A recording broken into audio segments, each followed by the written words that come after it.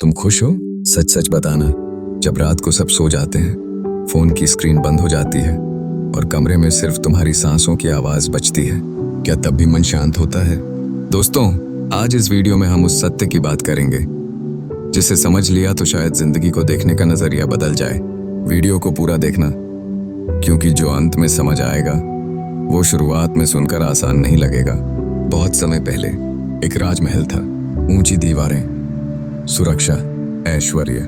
उस महल में जन्म हुआ एक बालक का जन्म के समय ही भविष्यवाणी हुई थी, या तो ये बालक महान शासक बनेगा या सब कुछ छोड़कर सत्य की खोज करेगा। इसलिए उसके चारों ओर एक दुनिया बनाई गई जहां दुख का नामो निशान न हो।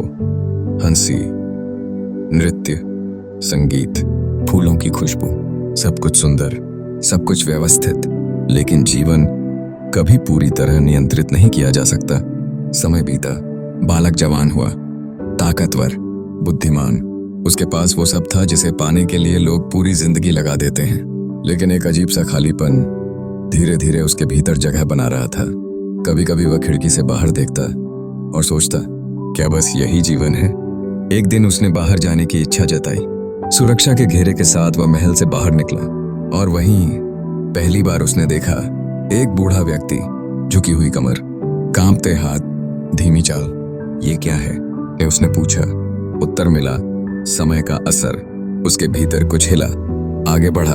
एक बीमार इंसान, दर्द से कराहता हुआ। ये क्या है? जीवन की अस्थिरता। उसकी सांस भारी हो गई। फिर एक शव, 4 लोग उसे उठाए हुए, पीछे रोते हुए परिवार। ये क्या है? अंत। उस रात महल की सारी रोशनी भी उसके मन का अंधेरा नहीं मिटा पाई। वह सोचता रहा, अगर बुढ़ापा निश्चित है, बीमारी निश्चित है, मृत्यु निश्चित है, तो इस सुख का क्या अर्थ? यहीं से जागृति शुरू हुई। कुछ दिनों बाद उसने एक शांत साधु को देखा, चेहरा स्थिर, आंखों में शांति। ये कौन है? जो सत्य की खोज में है। और उसी क्षण निर्णय हो गया। एक रात सब सो रहे थे, वह खड़ा हुआ, आखिरी बार महल को देखा और चला गया। न कोई शोर, न विदाई, सिर्फ एक संकल्प, जब तक जीवन का सत्य न जान लूं, वापस नहीं लौटूंगा। जंगल ने उसका स्वागत नहीं किया, परीक्षा ली। तपती धूप, भूख, एकांत। उसने सोचा, शायद जितना अधिक कष्ट दूंगा उतनी जल्दी सत्य मिलेगा। उसने भोजन छोड़ दिया, आराम छोड़ दिया, नींद छोड़ दी। शरीर कमजोर लेकिन जिद मजबूत। लोग उसे देखने लगे, कुछ श्रद्धा से, कुछ आश्चर्य से। धीरे धीरे उसका नाम फैलने लगा और यहीं पहली बार लोगों ने उसे बुद्ध कहकर पुकारना शुरू किया। हालांकि ज्ञान अभी मिला नहीं था, लेकिन अंदर अभी भी सवाल था, क्या खुद को कष्ट देना ही रास्ता है? एक दिन वह इतना कमजोर हो गया कि नदी पार करते समय गिर पड़ा। पानी में डूबते डूबते उसे एक विचार आया, अगर मैं ही समाप्त हो गया तो सत्य कौन जानेगा? वहीं पहला बड़ा मोड़ आया। उसे समझ आया, अत्यधिक सुख भी बंधन है, अत्यधिक कष्ट भी बंधन है, सत्य कहीं बीच में है। यहीं से जन्म हुआ मध्यम मार्ग का। वह एक वृक्ष के नीचे बैठा, संकल्प लिया, जब तक अंतिम सत्य न मिले उठूंगा नहीं। दिन बीते, रातें बीती, मन ने डर दिखाए, इच्छाएं दिखाई, अतीत दिखाया, लेकिन इस बार वह भागा नहीं, बस देखा। धीरे धीरे अंदर का शोर शांत होने लगा और एक रात सब कुछ बदल गया।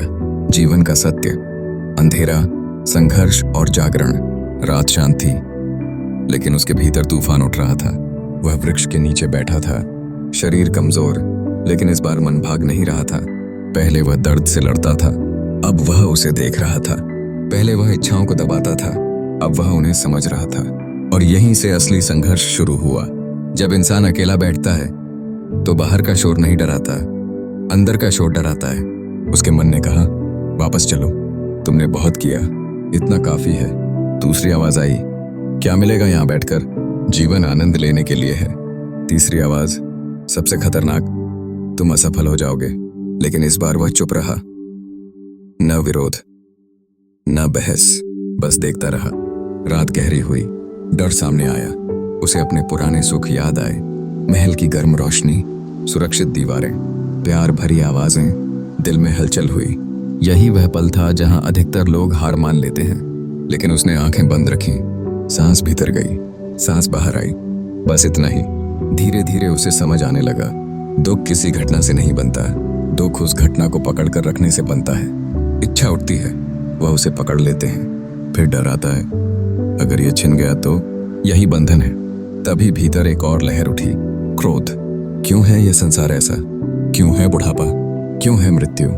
पहले वह सवाल करता था, अब वह देख रहा था, और देखते देखते उसे एहसास हुआ, प्रकृति शत्रु नहीं है, वह बस अपना काम कर रही है। समस्या प्रकृति नहीं, समस्या मेरा है। मेरा शरीर, मेरा नाम, मेरी पहचान, मेरा सम्मान। जैसे ही मेरा हटता है, डर कम होने लगता है। रात का अंतिम पहर, कहते हैं उसी समय सबसे बड़ा अंधेरा आता है। उसके मन में आखिरी हमला हुआ, भय का। उसे लगा जैसे धरती हिल रही हो, जैसे सब कुछ टूट जाएगा। लेकिन उसने आंखें नहीं खोली, वह भागा नहीं, उसने बस देखा, और अचानक डर टूट गया। जैसे धुंध हटती है, वैसे उसे पहली बार साफ दिखाई दिया, जीवन दुख है, क्योंकि हम उसे स्थायी मान लेते हैं। दुख का कारण है तृष्णा। तृष्णा खत्म हो तो दुख खत्म, और रास्ता है संतुलन, जागरूकता, समझ। उसी क्षण कुछ बदल गया।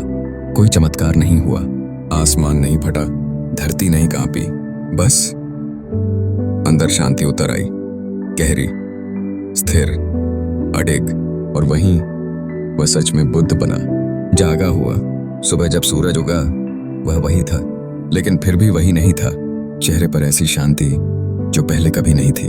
अब उसके पास जवाब थे, लेकिन वह चिल्ला नहीं रहा था, क्योंकि सत्य को साबित करने की जरूरत नहीं होती। कुछ लोग पास आए, उन्होंने पूछा, क्या मिला? वह मुस्कुराया, कुछ नहीं, बस जो झूठ था वह गिर गया। उन्होंने पूछा, दुख कैसे खत्म हो? उसने कहा, दुख को समझो, उससे भागो मत, उसे दोष मत दो। धीरे धीरे लोग उसके पास आने लगे। वह उन्हें कोई चमत्कार नहीं दिखाता था, न स्वर्ग का लालच देता, न डराता। वह बस कहता, देखो, जागो, समझो। लेकिन कहानी यहाँ खत्म नहीं होती। असल चुनौती अब शुरू होती है।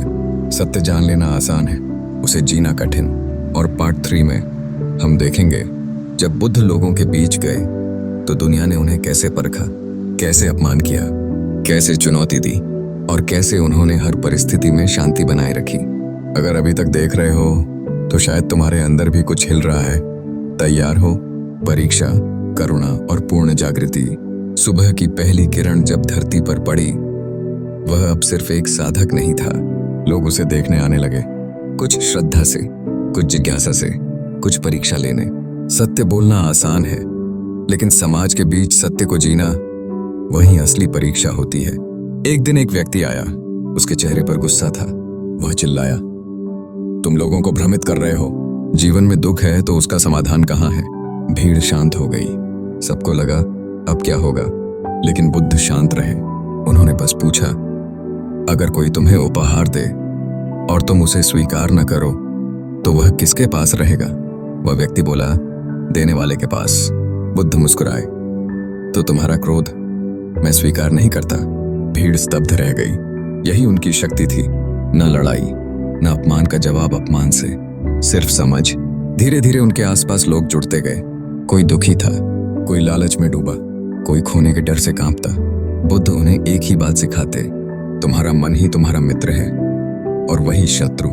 एक युवक आया, उसने पूछा, मैं बहुत सफल होना चाहता हूँ, लेकिन डरता हूँ कि असफल ना हो जाऊं। बुद्ध बोले, जिस सफलता से तुम्हारी पहचान जुड़ी है वह असफलता से डराएगी ही। युवक ने पूछा, तो क्या चाहना ही छोड़ दूं? उत्तर मिला, चाहना छोड़ो नहीं, लेकिन चाहत से अपनी पहचान मत बनाओ। एक वृद्ध आया, उसने कहा, मुझे मृत्यु से डर लगता है। बुद्ध ने धरती से एक पत्ता उठाया। जब यह पत्ता गिरता है, क्या पेड़ दुखी होता है? वृद्ध चुप रहा। मृत्यु अंत नहीं, एक परिवर्तन है, लेकिन हर कोई प्रभावित नहीं हुआ। कुछ लोग ईर्ष्या करने लगे, कुछ ने षड्यंत्र रचा, कुछ ने अपमान किया, लेकिन बुद्ध का चेहरा नहीं बदला। क्यों? क्योंकि उन्होंने अपने भीतर कुछ पकड़कर नहीं रखा था, न सम्मान, न अपमान। एक दिन उनके पास एक महिला आई, रोती हुई। उसका बच्चा मर गया था। वह बोली, आप तो ज्ञानी है, इसे जीवित कर दीजिए। भीड़ भावुक हो गई। बुद्ध ने कहा, मैं करूंगा, लेकिन पहले तुम ऐसे घर से सरसों के दाने लेकर आओ जहां कभी मृत्यु न हुई हो। वह महिला पूरे नगर में घूमी। हर घर में किसी ने पिता खोया था, किसी ने माँ, किसी ने भाई। वह वापस आई, आंखों में आंसू, लेकिन अब उनमें समझ भी थी। मृत्यु सिर्फ मेरे साथ नहीं हुई, और उसी दिन उसका शोक हल्का हो गया। यही बुद्ध का तरीका था, सीधे जवाब नहीं, अनुभव से समझ। समय बीतता गया, उनका शरीर बूढ़ा होने लगा, लेकिन शांति वही रही। एक दिन उन्होंने अपने शिष्यों से कहा, हर चीज नश्वर है, अपने भीतर दीपक जलाओ। यह उनके अंतिम शब्दों में से थे। उन्होंने आंखें बंद की, और जैसे कोई लहर सागर में लौटती है, वैसे ही वह शांति में विलीन हो गए। लेकिन कहानी यहाँ खत्म नहीं होती, क्योंकि बुद्ध कोई व्यक्ति नहीं थे, वह एक अवस्था थे, जागरण की अवस्था। जब तुम अपने डर को देख लेते हो, अपनी तृष्णा को पहचान लेते हो, और फिर भी शांत रहते हो, वहीं बुद्ध जीवित हो जाते हैं। अब सवाल तुमसे है, क्या तुम जीवन से भागते रहोगे या उसे समझोगे? क्या तुम हर दुख को दोष दोगे या उसके कारण को देखोगे? अगर इस कहानी ने तुम्हारे अंदर जरा सा भी विचार जगाया है, तो यही इसका उद्देश्य था। ऐसी और गहरी, सच्ची और जीवन बदल देने वाली कहानियों के लिए चैनल को सब्सक्राइब जरूर करें, क्योंकि यहाँ हम सिर्फ कहानी नहीं सुनाते, हम सोचने पर मजबूर करते हैं।